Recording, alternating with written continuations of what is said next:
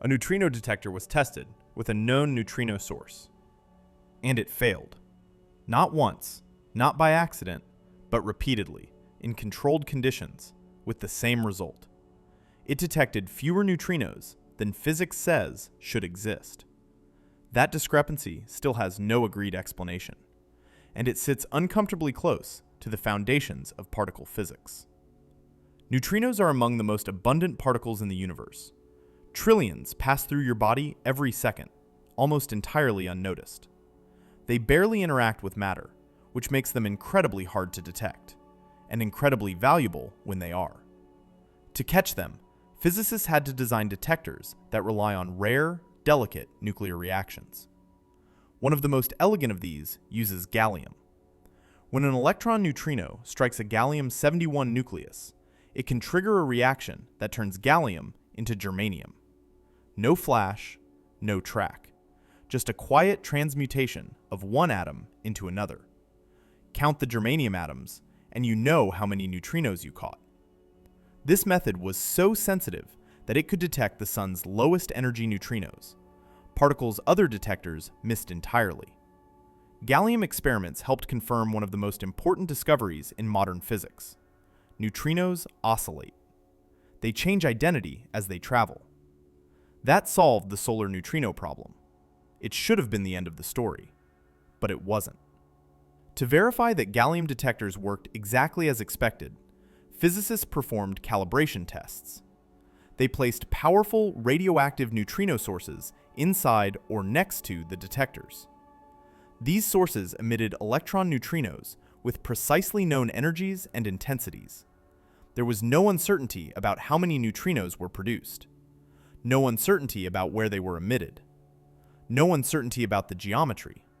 In principle, this should have been the cleanest test imaginable.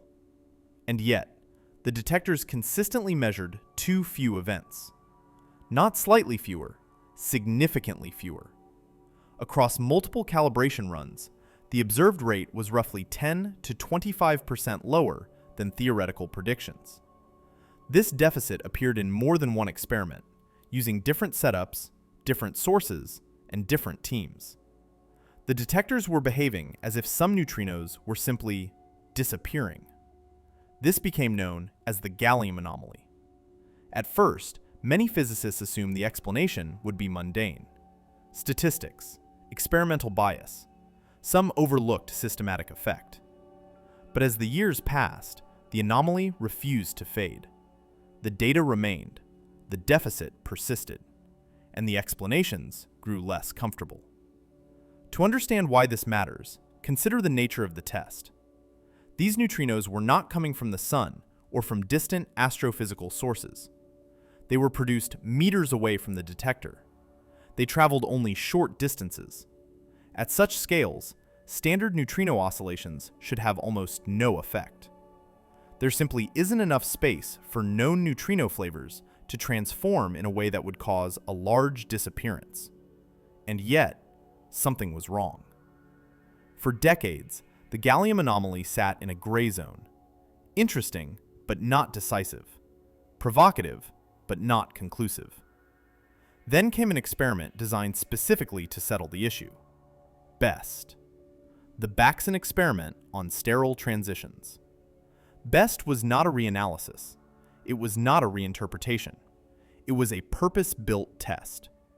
A powerful chromium-51 neutrino source was placed at the center of a two-zone gallium detector, an inner region and an outer region. If neutrinos were disappearing over very short distances, the two zones could reveal it. The setup was clean. The source intensity was well measured. The detector geometry was carefully controlled. And the result was unambiguous. Both zones saw a deficit, on the order of 20%. The anomaly did not disappear. It became harder to ignore. When BEST is combined with earlier gallium source experiments, the statistical significance rises to the level that physicists take seriously. Not proof, but far beyond noise. So what could cause this? There are three main possibilities, and none of them are trivial. The first, and most famous, is new physics. specifically the idea of a sterile neutrino. A sterile neutrino would be unlike the three known neutrino types. It would not interact via the weak force. It would be invisible to detectors. But it could still mix with ordinary neutrinos, allowing electron neutrinos to oscillate into a state we cannot detect. If that happens over very short distances, it would look exactly like what gallium detectors observe. Neutrinos would be produced. They would travel a short distance, and some fraction would vanish. This idea is not absurd. Neutrinos already forced physicists to extend the Standard Model once, when they were found to have mass. A sterile neutrino would be a further extension. But there is a critical limitation. Sterile neutrinos are not confirmed. And models that explain the gallium anomaly often run into tension with other neutrino experiments, cosmological data, or precision measurements. Some versions survive. Many do not. At present, sterile neutrinos remain a hypothesis, not a conclusion. The second possibility is less exotic, but just as serious. The problem might lie in nuclear physics, specifically in the neutrino capture cross-section on gallium. The predicted detection rate depends on how likely neutrinos are to induce transitions in the gallium nucleus. These transitions can occur not only to the ground state of germanium-71, but also to excited states. If the strength of those excited state transitions has been overestimated, then the theoretical rate would be too high. The detector would appear to miss neutrinos, even if none were actually disappearing. This explanation has been studied extensively. Some reevaluations reduce the anomaly. Others show that even under conservative assumptions, a deficit remains. The situation is subtle. It depends on nuclear matrix elements that are difficult to calculate and difficult to measure independently. This means nuclear physics could resolve the anomaly, but it has not yet done so definitively. The third possibility is experimental systematics. Source intensity, extraction efficiency, counting biases, chemical losses. These are not excuses. They are real concerns in experiments this delicate, and they have been scrutinized for decades. BEST was designed, in part, to eliminate exactly these issues. The more systematics are constrained, the more uncomfortable the remaining deficit becomes. Because there is no obvious single error large enough to explain a 20% effect. That does not mean systematics are impossible. It means they are not an easy answer. This is where the gallium anomaly becomes genuinely interesting, because it is not messy data. It is not a one-off signal. It is a controlled discrepancy in a calibration experiment. Those are rare and dangerous. If the explanation is new physics, then the standard model is incomplete in a deeper way than we thought. If the explanation is nuclear physics, then some of our most trusted inputs in neutrino experiments may need revision. Either outcome matters. Here is what we can say with confidence. Gallium detectors, when exposed to intense, well-characterized electron neutrino sources, detect fewer neutrinos than expected. This has been observed multiple times. BEST confirmed the effect in a modern, purpose-built experiment, and the discrepancy remains unresolved.